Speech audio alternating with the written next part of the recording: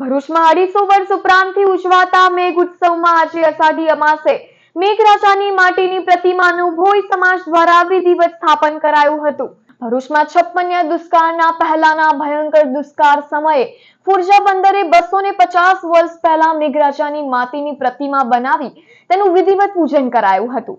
જો જળદેવતા પૃથ્વી ઉપર મહેરબાન નહીં થાય તો ભોઈ સમાજના વડવાઓએ મૂર્તિને નષ્ટ કરવાની ઘોષણા કરતા જ આકાશમાં કાળા દિબાંગ વાદળો ઘેરાવા સાથે જળદેવતાએ અમૃત વર્ષા કરી હતી. ત્યારથી અષાઢ વર્ષ અમાસની રાત્રે મેઘરાજની માટીની પ્રતિમા બનાવવામાં આવે છે અને તેનો ઉત્સવ મેળાના સ્વરૂપમાં શ્રાવણ વદ સાતમથી દસમ સુધી લાખો માનવ સમૂહ વચ્ચે શ્રદ્ધા અને ભક્તિ રૂપે ઉજવવામાં આવે છે.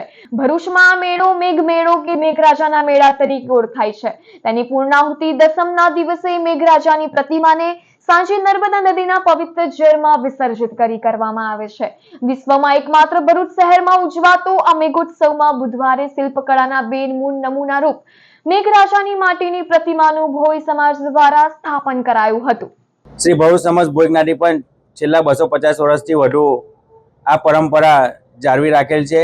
આ વર્ષે પણ મેઘરાજાની સ્થાપના અષાઢી વદ 14ની રાત્રે કરવામાં આવી અને અમાસના દિવસે મોટી તૈયાર કરીને ભક્તો માટે દર્શનાર્થે ખુલ્લી મૂકવામાં આવેલી છે.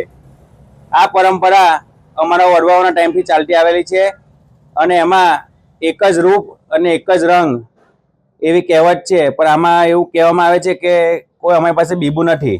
આ જે બી કંઈ પ્રતિકૃતિ બનાવવામાં આવે છે મૂર્તિની, એ નાના નાના છોકરાઓ છે, વડીલો છે, યંગ જનરેશન છે, બધા ભેગા મળીને જ આ મૂર્તિનું સ્થાપન કરે છે અને મૂર્તિનો આકાર બી એક જ દર વર્ષે આવે છે.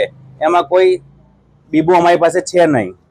અને આ મેઘ ઉત્સવ છેલ્લા 4 દિવસ ઉજવવામાં વધારે આવે છે. જેમ કે સાતમ છે, આઠમ, નોમ ને દસમ. દસમના દિવસે મેઘરાજાની શાહી સવારી નીકળે છે અને નર્મદાના નીરમાં જ આ મૂર્તિનું વિસર્જન કરવામાં આવે છે. અને આ મૂર્તિ જે માટીની બને છે એ માટી બી નર્મદા નદીની માટીમાંથી જ બનાવવામાં આવે છે.